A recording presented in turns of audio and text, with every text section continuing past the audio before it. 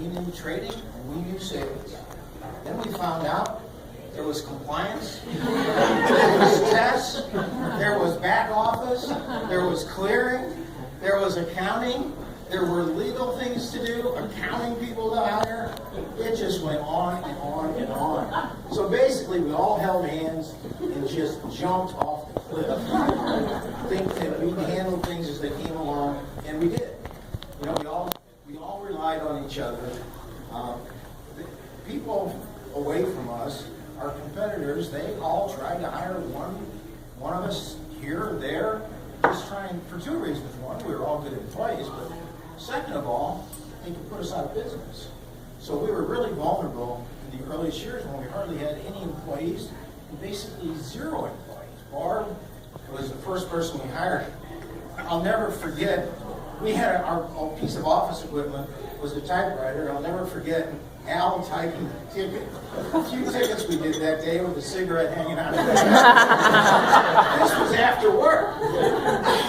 Well, of course, Kenny and I, we smoked cigars, and if anybody would have walked into that office down on Cleves Landing, they would have thought it was a casino. I mean, a modeling agency moved in next door. We were down there, what, 2 years, Ken?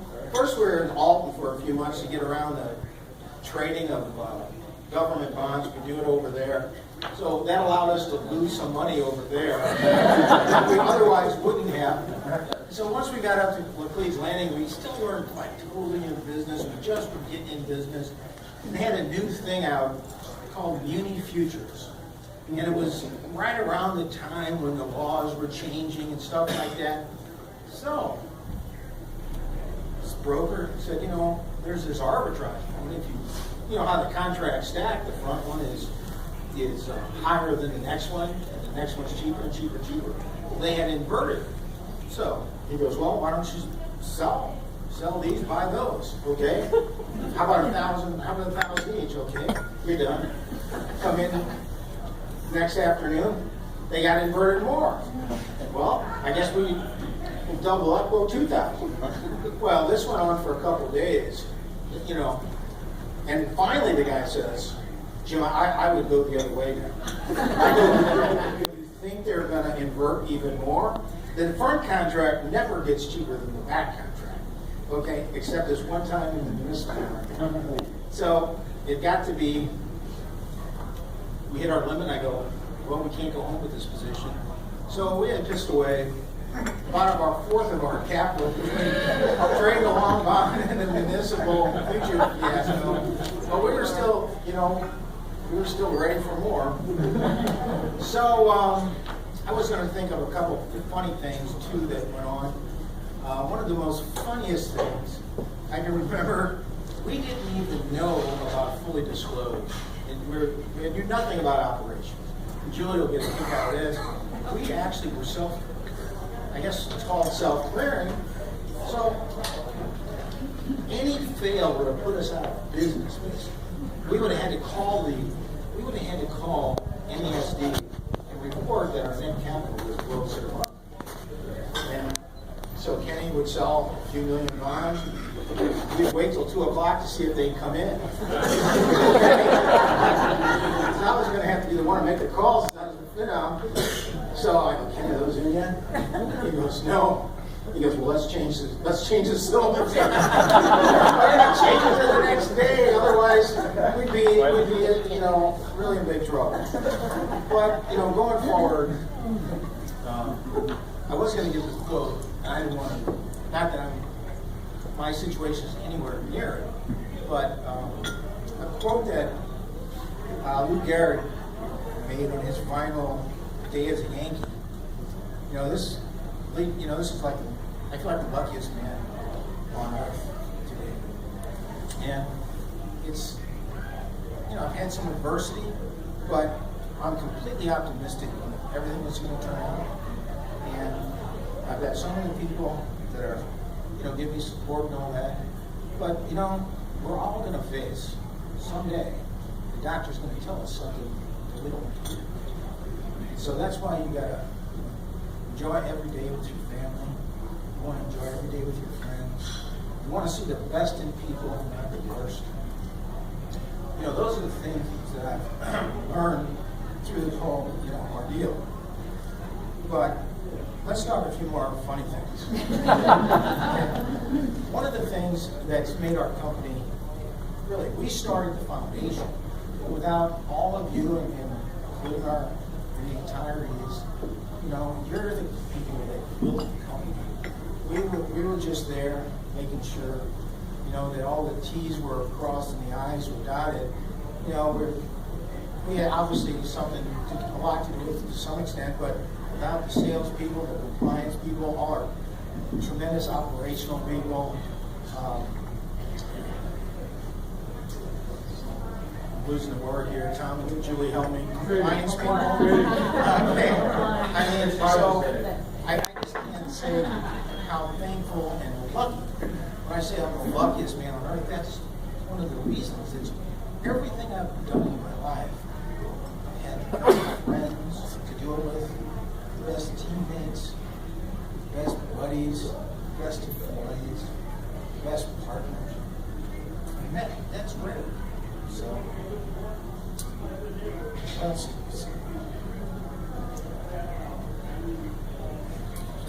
I told Jerry today, one of the biggest things I'm going to miss the most is, it was like, every day was coming in it's like going to a card game and just shooting the breeze with your buddies. Between A.W., myself, and Jerry, and Kenny, and we joke about everything. I'm sorry about when you're shooting dice and you call the banker right across the street and see if it's that. Well, that one I don't quite remember. We started in all Illinois to trade because we can sell and trade government securities. I think we were upstairs from the Vietnamese B-rated restaurant. It was some B-rated restaurant. So, they put some telephones in short term. The wires would come down the ceiling, and our accountant from Touche Ross came over to show us how to process a trade. And he looked at this and he goes, "Are you guys brokers or brokers?" It looked like a floating crap game because we were playing cards or rolling dice. How many customers did we even have to talk to? You know what I'm saying? We couldn't carry that many bonds because we were pissing it away either on trading or other arbitrage just to try to do something to keep us busy. So it was, and who gets the most credit out of this is our wives, because we all walked away from really good jobs. We had good futures, and our wives, they went with us. So that was tremendous. And, basically we all borrowed. We put in most of the money that we had, and we also borrowed money. Kenny got us a loan from Lehman Bank at the time. So we put it all. I don't know if anybody, I'm sure a lot of you read Liar's Poker, they were talking about Solomon Brothers. The guy had a big position, and he goes, you could lose a ranch on this. He goes, it's only a ranch. So, what's the worst you figure you can have? We'll just start all over, that's all. But really, the wives get all the credit because, there wasn't always up days. There were a few bad days here and there. That were like, how are we going to get out of this? Particularly when that one guy sued us. In 1994, I said, in the Sooners for I think we had like $750 in capital, and he sued us for $1 million. He signed a stack of papers this thick. And that was the time, like 93, 94, when the banking system was really in the tank. A lot of banks were being consolidated and going out of business on the East Coast. And I think the First National Bank in New England, or one of those banks up there, actually went bust, and then the Fed had to guarantee $1 million deposits. So, like businesses putting their deposits, in businesses. So, I lost my train of thought. The guy's trying to sue you. Oh, yeah. So this guy, we get this, obviously this guy, even though, what was his name, Joe? Yes. What's his name? Joe. What's his last name? Who cares? Joe Stewart. Yes. And he still comes. So we get this thing in the mail. He's asking for $1 million. And he signed this, he's a banker, he signed a stack of papers this thick. And so Liz would go, good job. So she did. For about 6 months, it I did. we did this one. We're in big trouble. Thank God for hair dye. I'd have been white a long time ago. At least I could see the writing on the wall. But Yeah. fortunately, the statute of it went back and forth like in our legal system. And in the end, the statute of limitations bailed us out. I have no idea. So that was one of the things, along the way when you're, Oh my God. a private entrepreneur, I mean, there's risk. And me and Al would always have this discussion. We weren't quite sure that policy that we had just wouldn't cover. And we basically, we thought it was an errors and omission policy. It was a blanket bond for if somebody stole some money from inside your company. It had nothing to do with errors and omission. So we were riding out there, anybody could sue us and put us out of business. Just the things that there wasn't as much regulation there. Hey, Jim, you wouldn't know about it, Jay's cousin. That's right. You said we would do this. We never did, obviously. We saw them at conventions after that. Kenny and I were like, because he put us through hell, Jay, tell them about the sleepless nights you had. It's the reason it's so hard to start new businesses, you realize all the time from when we started, is the regulation. We used to have this many rules that we had to abide by. And Julie and Tom, now the rules and FINRA and SEC, it's actually said. I can't believe Julie and Tom, they had to devote full time to that, the way things have gone with regulation. That's what's hurt business, all over the country. It's so hard to start a business now. And the thing about small business that we're most proud of is all the good jobs that we created for people. When you all had success, we were happy for your success. Sure, it helped us, but we saw that so many people were successful. And it just, it gets us charged up too to create something that, helps people get away from the banks, which got all these stupid rules and stuff like that. And Julie can attest that there's still, she's 15 minutes late. Somebody will say, well, we have to write you up on that. Like, give me a break. But I just want to tell the younger people, we've been talking about the old days, but all the younger people here, they're not anywhere close to retirement, that we started with nothing. Less than $250,000. We had a typewriter. We didn't even have a clerical person. We knew nothing about anything but trading or sales. And somehow we were able to be successful. Okay? With all your help. But today, look what we're living. Okay? It won't be that long until Kenny is going to.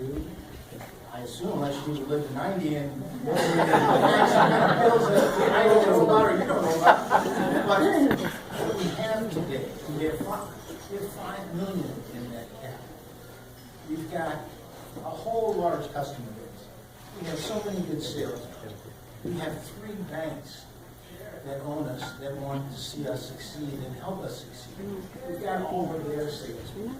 We've got 30 computers, several servers, 5 Bloomberg machines, and we talked to everybody on Wall Street. We didn't even talk to them. A lot of people wouldn't even talk to us, even though we talked to them at the bank.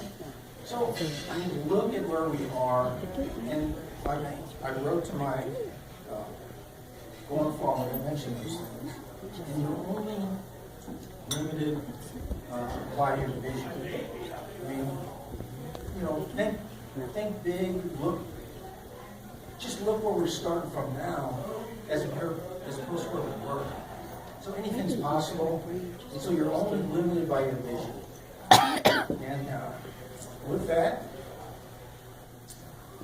I guess that's about it. I just wanted to say, God bless everybody. You know, and thank you for a wonderful night.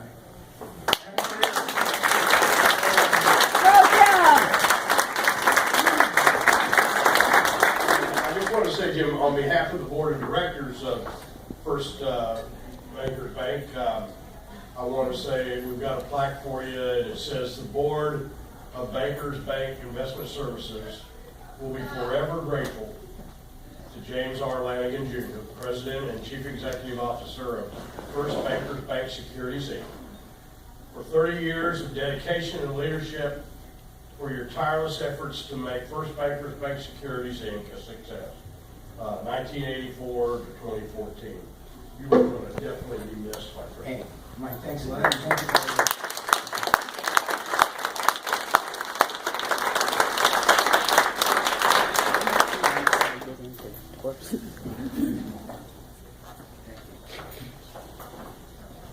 We have marketing here.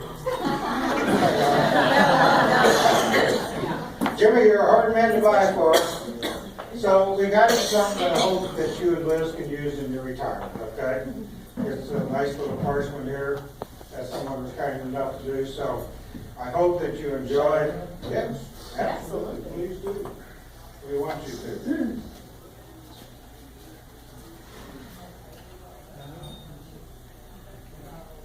What this does, it allows Jim and Liz to go on vacation.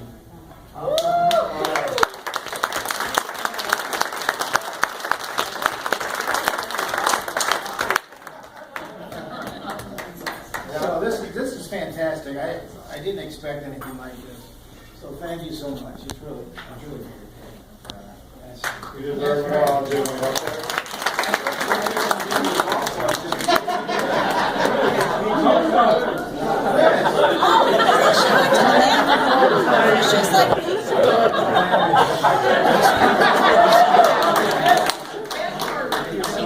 After 30 years of farming, I want to take a trip. Is that together? Very good, man.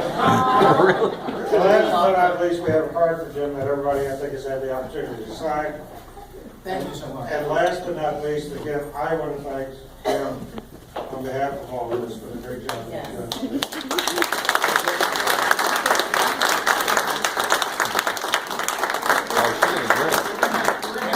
Thank you, everybody.